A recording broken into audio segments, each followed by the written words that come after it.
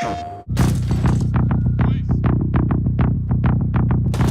you're here at Supermassive Games. We're about to do a playthrough of Hidden Agenda, which is part of the PlayLink range of games. I'm Will Doyle, I'm the game director on the project. And I'm Jez Harris, the senior producer. So in Hidden Agenda we've got two modes, story mode and competitive mode. We have up to 6 players. How well do you know your friends? Choose wisely. Life and death decisions will be in their hands. So this is what we call trust questions. So the game challenges you at different points to identify who among your friends is the coolest under pressure, the quickest thinking. There's a whole lot of different questions as we go. And then as you'll see later in the game, the player we choose is given an executive decision on one of the key choices in the game. So we'll see who's come out here. And it's Monica. So in story mode, we're just playing the game for kicks, really. We wanted to get an experience that is a bit like a sort of movie night with a bunch of friends. You're just playing through the story, enjoying it for its own sake. It's a big branching narrative, so it can go in all sorts of different directions, which are controlled by choices. So we need to make a vote for each of these choices, and the majority decision decides. We really want to seize control. We can use a takeover. Tap the takeover button during a choice to take control. So to make the decisions, you just simply swipe on your phone. We wanted to make the game as easy to control for anyone, really. So everybody knows how to use a phone, and we spent a lot of time just making sure that the interactions are as simple as possible. So in this is a search, so we have to try and find clues in the world, and we do that just by moving our pointers around and looking for the clues that we can see at the top of the screen. It's really him.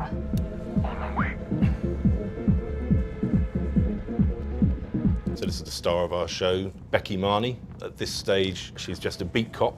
As the story progresses, though, she becomes a detective in the homicide department. This is her trying to take down the Trapper. There's this serial killer that's been killing people across the city, and now, just a rookie cop, she's got a lead on him, and they've found him in this house. Hands up now! So as we play through the game, every choice will lead to a different branch. Sometimes those branches come back together, sometimes they spiral out into different directions. We have a thing we call the ripple effect, which is each choice you make is sort of like dropping a stone in a pond. Ripples spread out, create different outcomes, and some choices create life and death decisions, as we're about to see here. Help!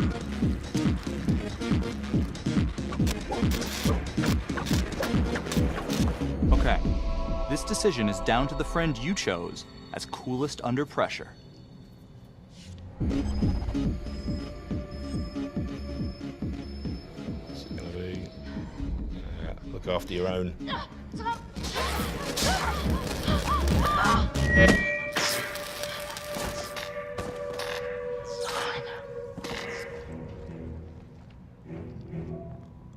And so that's a fairly momentous decision you have to make there, and that itself has a big effect later on in the game, how you deal with that dilemma.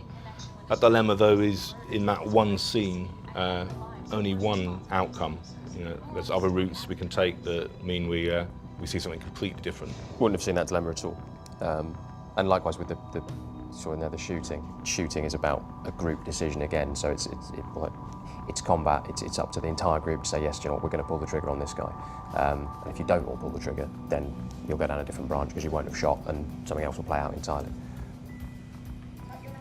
So this is now competitive mode. So the difference with competitive mode is that we're all against each other in this, trying to score as many points as we can, and that's handled by hidden agendas. So as we play through the game, one of us will receive a secret objective. Their goal is to make that objective come true. Our goal is to identify them. If we can identify them, we'll score points. If they make their agenda come true, they'll score points too. You've got 5 minutes. Miss Graves, I did not kill anybody. So, obviously, Supermassive's perhaps best known game a couple of years ago was Until Dawn, which was a huge hit. It was a horror game, kind of interactive drama, very cinematic and high production values and all the things that you know about it already. And when Sony started talking to us about the PlayLink initiative, it felt like a fairly great fit for the stuff that we were wanting to do anyway, which was more of a sort of a social interactive fiction style thing. So we've been kind of looking at slightly shorter games and this notion of a movie night that people can play together and kind of shouting at each other and trying to convince each other which way to go. Garrick using his card there is showing his hand, but you can never be completely sure because it's also, he can try and put the blame onto himself even if he hasn't got it.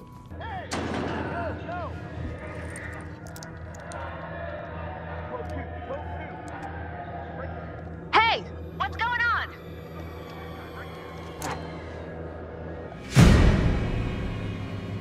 We tried to get something where the scoring for this game is really, really simple. All the way through we wanted to create something that wouldn't have any barriers to entry for people, that anybody could play it. Yet at the same time it's quite in depth, the tactics you have with such a simple system. Because it's about the people in the room and it's about talking to each other and convincing each other of lies and half-truths. Stay back. You also see there one of the quick reaction moments we had, where it's just we had to grab the pepper spray, and whoever gets there first gets to take over. Hey! Hey! Hey! Settle down. Take it easy. We've managed to kind of craft a story that can go in all sorts of different directions. So there's a lot of just natural replayability in it. Whether you're just sitting around this story mode and want to see a different ending, or in competitive mode, just seeing where the hidden agendas take you. And trying to beat one another, that's it. It is a competitive game. That's Garrick. So now we've identified who's got it. Or we think he's got it. If we all think that it's Garrick, our goal now is just to stop him. So we need to see how he behaves when the critical choices come up. This is it, guys. Let's resolve the hidden agenda.